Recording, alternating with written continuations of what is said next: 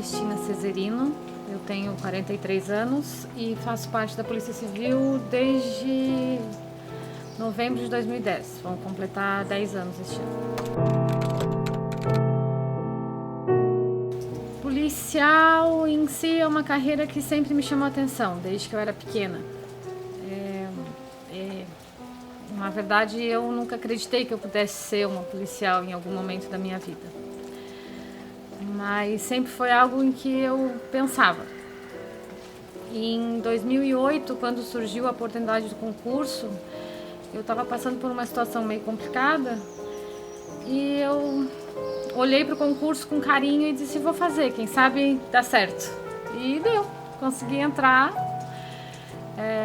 Foi uma espera um pouquinho longa, de 2 anos.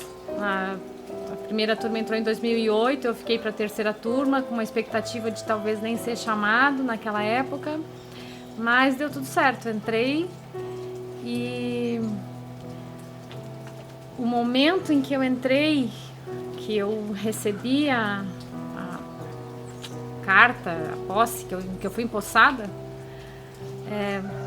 um orgulho sem tamanho, assim. Era o que eu sentia na época. Eu lembro que a gente teve uma reunião no primeiro dia e o policial Wagner, que era o agente, fazia parte da disciplina da Cadepol, ele fez algumas perguntas e perguntou para algumas pessoas o que elas sentiam naquele momento. O que eu sentia era orgulho. Eu acho que a Polícia Civil, ela é fundamental, ela ainda é fundamental hoje para a sociedade. Embora, infelizmente, a gente, ao longo, não desses 10 anos, mas ao longo dos anos, a Polícia Civil tem perdido um pouco de força. O que me deixa triste, porque é uma função, uma profissão muito bonita e é uma profissão em que muita gente se dedica para fazer o melhor. Vejo que tem muito potencial, vejo que a gente tem muito o que fazer, vejo que a gente tem muito que passar de retorno para a sociedade, que a gente podia fazer muito mais, mas a gente tem poucas condições. Infelizmente, para a gente chegar no ideal, eu acredito, de polícia civil, como polícia investigativa, como polícia judiciária, como aquela que vai atrás, que investiga, que soluciona crimes, eu acho que as condições que nós temos hoje, a gente faz milagre. Quem é a Amélia fora da polícia? Eu acho que é a Amélia, que é a Amélia policial também. A mesma força e a mesma pessoa que é a policial é a Amélia mulher, é a Amélia mãe. Eu falar de mim mesma sempre foi alguma coisa muito difícil para mim. Mas eu acho que hoje, olhando para trás, eu acho que eu tenho orgulho de quem eu sou hoje, de quem eu tô conseguindo ser hoje. Eu acho que ainda tem muita coisa para eu melhorar, tem muita coisa para eu mudar. A Amélia mãe foi uma Amélia mãe muito nova. A Amélia mãe foi uma Amélia mãe com a primeira maternidade com 22 anos, 23. Eu tenho 2 filhos, o Gustavo e a Vitória. O Gustavo tem 21 anos hoje, a Vitória vai completar 20 esse ano. E os meus 2 filhos são cadeirantes. Quem me conhece sabe que são cadeirantes. Quem me conhece só de vista não sabe, porque eu também não faço questão de ficar expondo isso. Faz parte da minha vida, faz parte de quem eu sou. Então, tenho 2 filhos.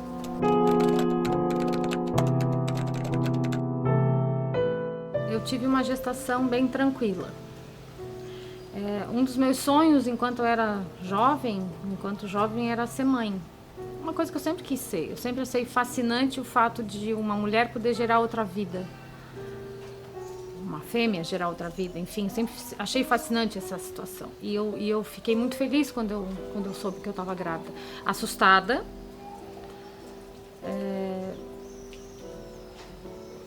porque eu não sabia ali, né, muito nova, eu não era casada, eu estava com o pai deles, mas eu não era casada na época, então ficou tudo muito sem eu saber o que fazer. Eu disse, vamos tocar. Então eu tive uma gestação muito tranquila, exames pré-natal, tudo certinho, ia ao médico, fiz ultrassons. E em dezembro de 98, o meu sogro, na época, ele faleceu. Ele é de São Paulo, ele era de São Paulo, meu ex-marido é paulista, e nós tivemos que ir para lá. Então, em janeiro de 99, eu fui para São Paulo e o meu filho acabou nascendo em São Paulo. E eu tive todo um trabalho de parto, meu trabalho de parto foi um trabalho de parto difícil, assim, foi usado um equipamento chamado fórceps de alívio. E quando o Gustavo nasceu com um desconforto respiratório por conta do esforço todo físico que ele estava fazendo para nascer, foi parto normal. E ele acabou engolindo um pouco de líquido e ele estava com desconforto respiratório. Mas assim que com o desconforto respiratório dele passou, os médicos mostraram ele para mim e disseram assim: mãe, ele nasceu com uma malformação congênita. E eles mostraram os pezinhos dele, que estavam os dois virados para dentro. E ele nasceu com uma malformação de coluna. E aí foi quando eles viraram ele de costas e mostraram ele para mim. Era vamos dizer assim, uma bolsa de sangue nas costas, que foi o que eu me lembro de ter visto no momento. E o que eu vou dizer? Foi um choque grande, né? Se você espera 9 meses para você ter o teu filho no colo e sair com ele do hospital,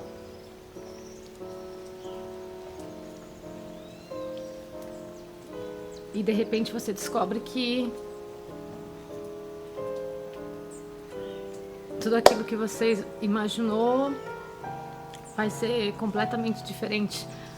Eu não sabia de nada, não conhecia nada, nunca tinha ouvido falar na doença. É uma doença chamada mielomeningocele.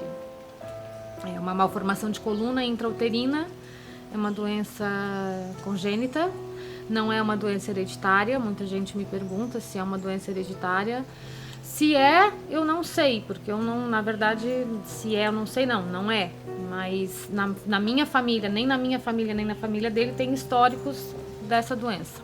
Ele fez a primeira cirurgia dele de correção da mielo quando ele estava com 24 horas de vida, porque ele precisava respirar sozinho para a cirurgia. E por conta da mielo, eles acabam tendo a complicação da hidrocefalia, que é necessário também uma outra cirurgia para fazer uma derivação, para a cabeça não continuar crescendo. Nesses 30 dias que ele ficou no hospital, houve um momento muito especial para mim. Eu acho que um dos momentos mais especiais, assim, como mãe, que foi a primeira vez que eu amamentei na vida. Que foi uma sensação indescritível, acho que não tem como descrever em palavras essa sensação de ser mãe, de amamentar. Eu cheguei no hospital e a médica falou assim: mãezinha, hoje ele vai sair da incubadora e você vai poder pegar ele no colo para amamentar.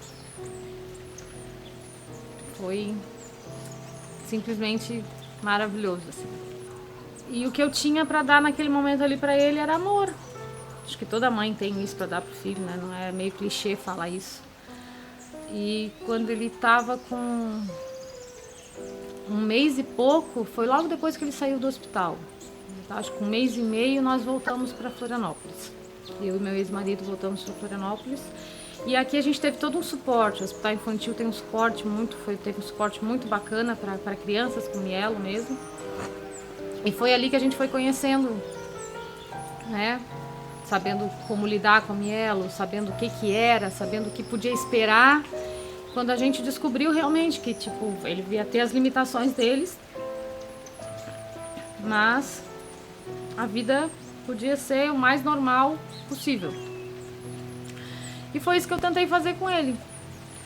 Agora, o susto a força de você ter que manter isso, eu não tenho outra referência.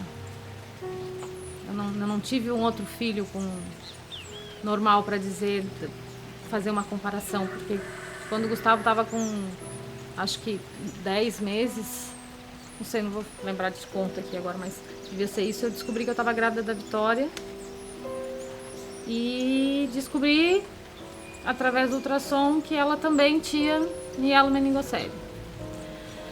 Então as pessoas me perguntam, mas 2, por quê? Eu disse assim, querida, só Deus sabe por quê. Ele vai poder te responder, eu não sei. Foi um choque também. Foi um choque também você saber que eu ia passar por toda aquela situação de novo. Saber que eu ia ter que passar por todas aquelas cirurgias de novo. Saber que eu ia passar por todas aquelas angústias de novo. E saber que ela ia passar por tudo aquilo também. Embora hoje adulta, nenhum dos dois se lembra, né? De tudo que passaram. Os médicos, fazendo um parênteses, eu tive um dos médicos que tratou eles muito tempo, um ortopedista. Ele dizia pra mim assim que uma das coisas que ele mais amava em criança, em cuidar de criança, era porque eles se recuperavam com uma rapidez impressionante. E no caso do Gustavo e da Vitória não foi diferente. Das cirurgias que eles passaram, sabe, da força que eles têm, eu acho que são duas pessoas hoje, dois adultos hoje que têm todos os medos, todas as angústias deles como pessoas, como cada um tem, mas eu acho que eles são duas pessoas muito fortes, assim, porque eles não lembram, mas eu acredito que o espírito deles lembre dessa força, dessa luta que eles tiveram que passar quando eram bebês. 2 filhos com mielo, 2 filhos sem andar. Já é difícil a gente tentar imaginar o futuro de um filho dentro das aspas normalidade. Todas as dificuldades que a gente tem no dia a dia, imaginar eles passando essas dificuldades foi muito difícil, assim. Ainda é difícil, ainda é desgastante. É desgastante quando eu vejo que às vezes eles querem fazer alguma coisa que eles que eles gostariam. Eu não posso dizer por eles, eu só posso dizer por mim, né? Eu só posso dizer por mim, como mãe, eu tentei dar o meu melhor. Em 2003, eu morava em Santos e eu me separei e vim para Florianópolis com os 2. Eu, por algum tempo, acho que por uns 6 meses, talvez um pouco menos, eu fiquei com a minha irmã e depois eu arrumei uma casa pra mim e de lá pra cá eu criei os 2 sozinha. Sempre criei os 2 sozinha. Com eventuais ajudas, óbvio, da minha família, da minha mãe, da minha irmã, vinha, cuidava pra eu trabalhar, mas diariamente ter alguém comigo, isso eu não tive. Não. Sempre sozinha, criando os 2 sozinha. Difícil? Foi. Nossa, foi muito difícil. Foram momentos assim, tinha momentos assim que eu não... Acho que tem momentos que a gente nem pensa, que a gente só faz. Tem que fazer, a gente faz. E depois quando para pra pensar, diz, meu Deus, como é que eu consegui? As pessoas me perguntam hoje, como é que tu conseguiu passar tudo isso sozinha? Algumas amigas com filhos pequenos e com marido. Meu Deus, eu com meu filho que anda, como é que eu consigo? Eu já quase não dou conta, como é que... Não sei, tinha que dar, né? Não tinha outro jeito. Eu dei o meu melhor dentro do que eu podia dar naquele período. Eu fiz o que eu podia fazer. Eu errei muito como mãe. Eu errei muito como pessoa. A gente sempre se cobra muito como pai e mãe, eu acho. Quando a gente é mãe, que tem uma vida dependendo de ti, a gente sempre se cobra muito. Mas eu, fazendo um balanço, eu acho que eu fiz um bom trabalho com os 2. São 2 adultos de caráter. São 2 adultos que me respeitam como mãe, que são ótimos filhos. Tem, né? A gente briga, se eu disser assim, são filhos perfeitos, não. Que filho que é perfeito, gente? Não tem, né? Filho perfeito. Não tem pai perfeito, não tem filho perfeito. E até eu me tornar de fato policial, foi um caminho bem complicado. Financeiramente, emocionalmente. Depois que eu me separei, eu nunca tive ninguém efetivamente na minha vida. Eu tive um namorado, uma pessoa que me ajudou muito por um tempo, que eu sou muito grata a ele, sou amiga dele até hoje.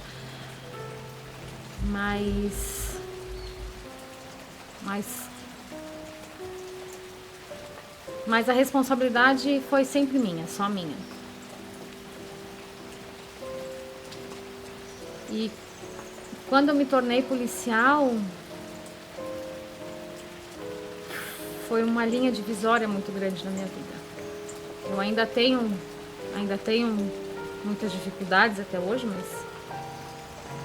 mas eu acho que a polícia me proporcionou, ser policial hoje me proporcionou a profissão policial, a função, o meu trabalho em si. Eu poderia ter escolhido outra coisa, mas eu acho que a vida leva a gente pelos caminhos que a gente tem que traçar e eu tô no lugar onde eu devia estar.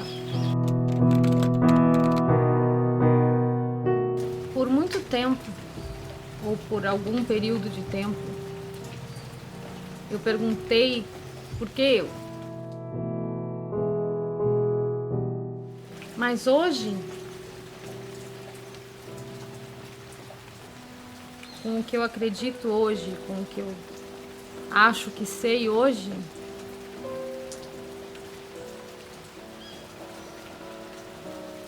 é porque tinha que ser. Eu acho que se eu tivesse, sentasse com Deus e perguntasse, acho que a pergunta que eu teria para Deus hoje é: como vai ser? Ao longo dos anos eu tentei me adaptar da melhor forma com o que eu tinha. Eu nunca tive uma condição financeira boa o suficiente para dar o que eu acho de qualidade de vida material para eles. Tá? Eu acho que, mesmo galgando e correndo atrás, eu tinha que fazer com o que eu tinha. O Gustavo, porque a mielo, ela não limita completamente, ela não é como uma lesão medular. Ela não é assim, eu tive uma lesão medular, eu quebrei a coluna, como muita gente fala, né? E não sinto mais nada da cintura para baixo. Não, a mielo, ela tem graus, ela tem níveis de severidade. No caso deles, é a região lombar sacra. Embora seja a mesma doença, eles têm limitações diferenciadas. Nenhum dos dois... O Gustavo, ele anda, ele tem uma locomoção para ficar em pé, em curtas distâncias, ele consegue se locomover com a muleta, mas distâncias muito longas, quando ele tem que andar muito, aí ele não dá, ele tem que ser com a cadeira de rodas, porque ele se cansa muito, prejudica, é doloroso, mas ele se locomove bem dentro de casa, ele se apoia. E a Vitória, ela não consegue ficar em pé. A Vitória, ela tem uma lesão um pouco mais grave que a dele, vamos dizer assim. A lesão dela é um pouco mais intensificada. Para muita gente já é difícil não tendo, imagina quando se tem. Então eu acho que eu tentei protegê-los de uma forma emocional, mas eu nunca criei eles de uma forma dependente fisicamente. Então, assim, a partir do momento que eles começaram a ter condições de tomar banho sozinhos, tomam banho sozinhos, se vestem sozinhos, se arrumam sozinhos. Meu filho lava a louça para mim, a minha filha toma banho sozinha. Então, eles têm uma excelente vida independente dentro de casa. Para sair de casa é um pouco mais complicado. Já foi mais, eles dependiam muito mais de mim. Hoje, por o fato de serem adultos, o meu filho vai para a faculdade sozinho, pega ônibus, a Vitória também. O ano passado a Vitória fazia tênis lá na UFSC. Já foi sozinha, voltava sozinha. Claro que eu, como mãe, tento ao máximo facilitar a vida, né? Quando dá para levar, quando dá para buscar. Mas o meu pior medo nisso tudo, dessa, entre aspas, falta de dependência ou essa ainda dependência de mim, eu não vou viver para sempre. Eu não vou viver para sempre. Eu vou morrer. Para morrer basta estar viva, é assim, é num piscar de olhos. Na profissão que eu tenho hoje, em 2016 eu estava de plantão quando deram tiros na 7ª DP. Graças a Deus não aconteceu nada. Ninguém se feriu, foi só mais um susto. Mas a gente pensa nisso, né? Eu penso nisso diariamente. A gente não mora numa cidade onde a violência chegou dentro da casa do policial a princípio, né, de uma forma geral, ou que a gente tem que... Mas ainda assim eu sou uma mulher que sou policial também. E eu não tenho como não pensar nisso. Eu não tenho como não pensar que em algum momento talvez eu esteja trabalhando e vai entrar um maluco na delegacia, que pode entrar um maluco e sair atirando por tudo quanto é canto. Pode. O ambiente em que eu trabalho, eu vou numa operação, pode. Eu não tenho medo. Tá? Eles têm mais medo que eu. Eles não gostam muito quando me veem sair paramentada de casa. Mas eu tenho uma fé muito grande, eu tenho uma proteção, eu tenho uma religiosidade muito grande. Eu acho que se eu não tivesse essa religiosidade, se eu não acreditasse em Deus, se eu não acreditasse na força de Jesus Cristo na minha vida, na presença, eu acho que eu teria sucumbido já há muito tempo. Eu tive um período de depressão, de tomar medicamento, foi muito difícil. Graças a Deus hoje está superado.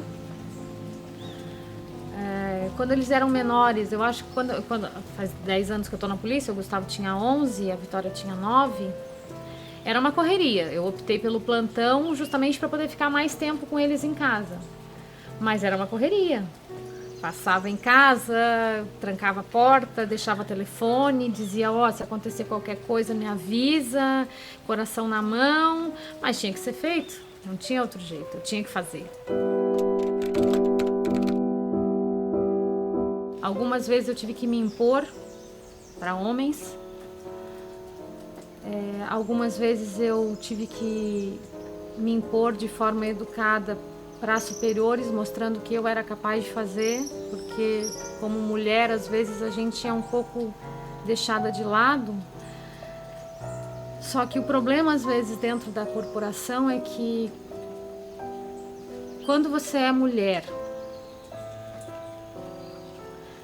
mãe e policial, as três ao mesmo tempo, em algum momento tudo se funde e aí assim, às vezes a gente esquece que é mulher para ser só mãe, às vezes a gente esquece que é mãe para ser só policial, o que é muito difícil porque às vezes alguns colegas te olham de forma errônea, alguns colegas tiram conclusões que não deveriam, ou conclusões de mais ou conclusões de menos. E às vezes a gente perde a feminilidade que a gente tem para tentar impor uma autoridade que não deveria, a gente não deveria perder isso, a gente não deveria perder essa sensibilidade, essa feminilidade de mulher para mostrar que a gente é capaz de fazer. Para mostrar que a gente é tão boa quanto o colega que está trabalhando contigo. É engraçado que vem 3 coisas na minha mente. Assim. Primeiro, os meus filhos. Eu acho que eu pediria para eles assim, é que é difícil dizer assim, cure-os, né? Eles não têm que ser curados, eu acho, mas é dar a condição para eles que eu tenho hoje, para eles terem as oportunidades, para eles poderem andar, para eles poderem fazer as coisas que eles queriam. Eu acho que esse é o meu principal pedido. Se fosse só um, é só esse. Fiz faculdade, me formei em Direito, comecei em 2008, quando eu passei no concurso, e me formei em 2013, quando eu já era policial. Então, nossa, verdade, teve essa fase, foi bem complicada também. Sai do plantão, vai pra faculdade, vem pra casa, leva o filho pra escola, foi...